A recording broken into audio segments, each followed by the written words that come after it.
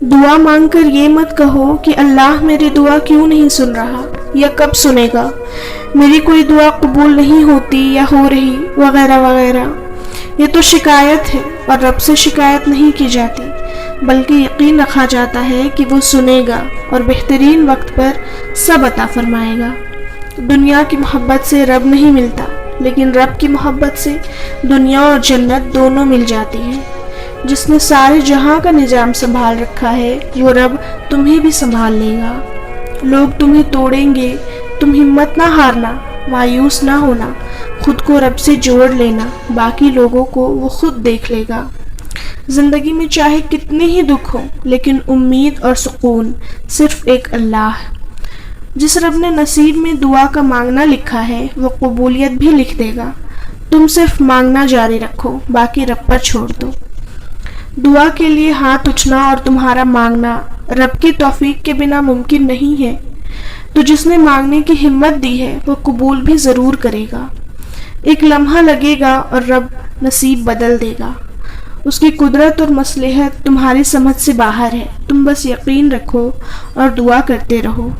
دعائیں کرنا نہ چھوڑنا، وقت بدلے گا، حالات بدلیں گے اور دعاؤں پر جلد کن کہہ دیا جائے گا۔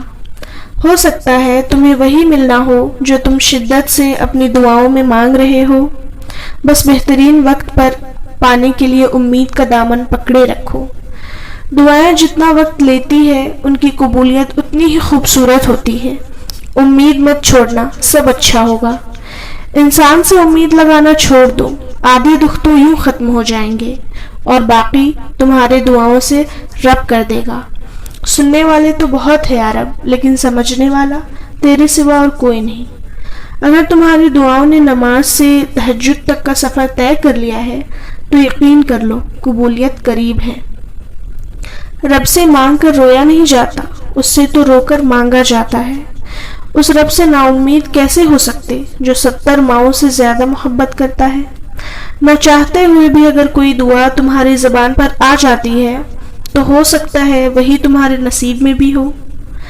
جب تم رب کی چاہت پر اپنا سر جھکا دو گے تو پھر وہ تمہاری چاہت کے لیے کن کہہ دے گا۔ جو دعائیں بار بار زبان پر آتی ہے، رب انہیں نصیب کا حصہ بنا دیتا ہے۔ وہ ہر ناممکن کو ممکن بنانے پر قادر ہے۔ تم نیک نیت سے مانگ کر تو دیکھو۔ آج جو تمہاری دعاؤں کا حصہ ہے نا، دیکھنا ایک دن تمہاری زندگی کا حصہ ہوگا انشاءاللہ۔